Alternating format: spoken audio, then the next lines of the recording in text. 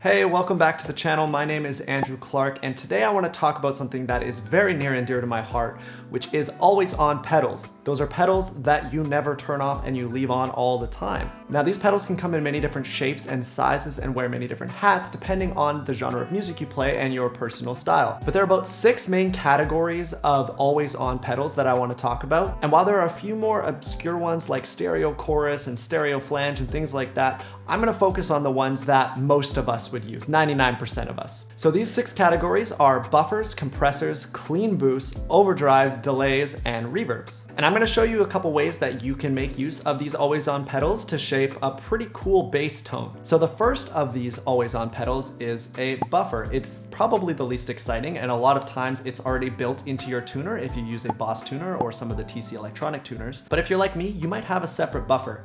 Now, they don't always play too nicely with fuzz pedals, so sometimes you're going to need your fuzzes to come before your buffer, but if you don't use fuzzes, it's okay to put your buffer right at the front. These pedals will do a good job of pushing your guitar signal through the rest of your pedal chain, especially if you use long cables or have a lot of pedals. The second one is compressors. Now, compressor can be a little bit of a controversial one because sometimes an overly compressed guitar signal, especially in live music, can sound and feel pretty bad. So the type of compressor that I'm talking about is one with a blend knob. Now, the Origin Effects Cali 76 and the Wampler Eagle compressor both have blend knobs, and what it allows you to do is have your dry signal and blend it back into your compressed signal so you don't lose all of those dynamics. It's kind of like the best of both worlds, right? So I'm going to show you an example of what it sounds like when all the pedals are bypassed on my pedal board, and then what it sounds like when I turn on a compressor.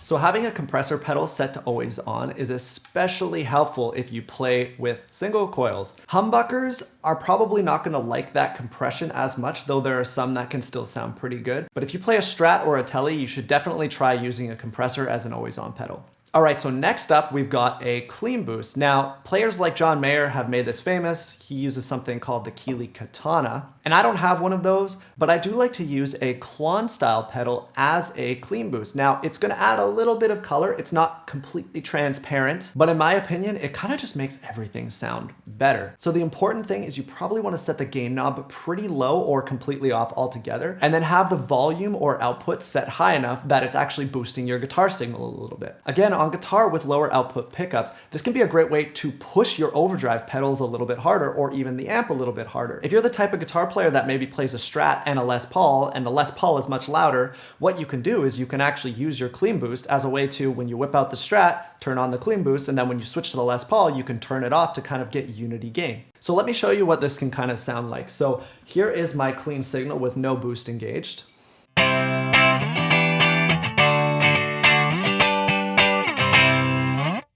And then if I turn the boost on,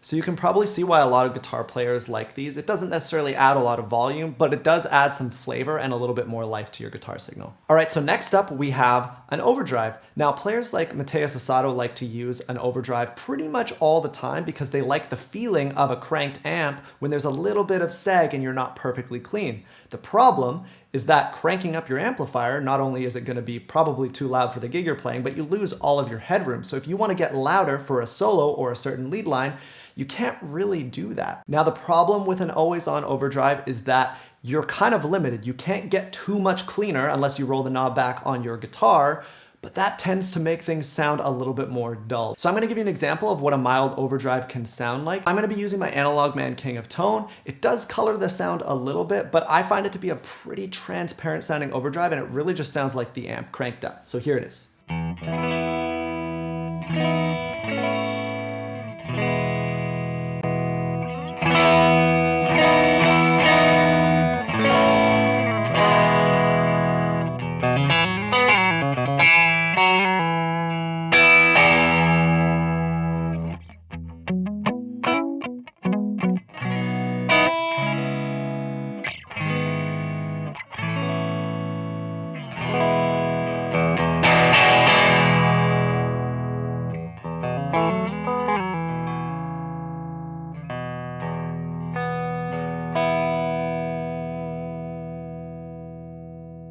So you can see why it might work for some guitar players, but might not work so well for other guitar players. It just kind of depends on how clean you want to be able to get. All right, next up we have Slapback. Now, I like to use an analog delay. It's just my favorite sounding delay, but tape delays and even digital delays can sound really great as Slapback as well. So I'm gonna be using my Waza DM2W because I absolutely adore that pedal. Just to kind of show you what Slapback can do. What it does is it kind of doubles your guitar sound and just thickens it up a little bit. And if you think about, if you're in a big room, when you play your guitar amp really loud and the signal bounces off a wall, it kind of sounds like that. So it just kind of makes the guitar sound like it's come to life, if that makes sense.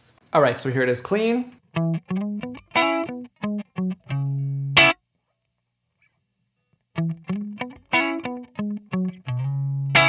So you can probably hear that it definitely adds some depth to the guitar and it makes it sound a little bit bigger, which is kind of what we're going for. All right, so last up we've got reverb. Now reverb is one you have to be pretty careful with because a lot of reverb can sound really amazing, but you'll get lost in the mix super fast, which is the last thing that you want. You want people to be able to hear your guitar playing, right?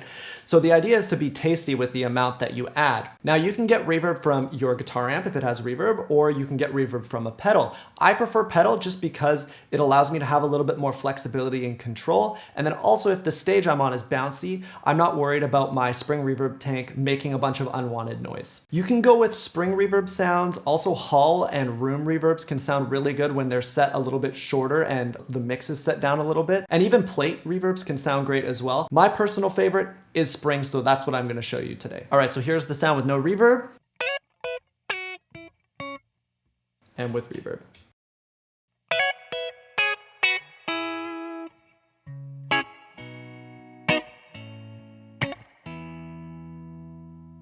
So just like Slapback delay, it does a lot of the same thing. It adds a little bit of depth and it kind of makes it feel like your ear is not pressed against the speaker. It makes it feel like your guitar is actually alive and in a room. So now I want to show you a few ways that I like to use always on pedals because I don't use all of these at once. My favorite thing is obviously I have my buffer on, and then I have my compressor, which kind of acts as a compressor and clean boost at the same time. And then I like to have my slapback and a little bit of reverb, and I leave those on all the time. So here's what that sounds like when they're all combined.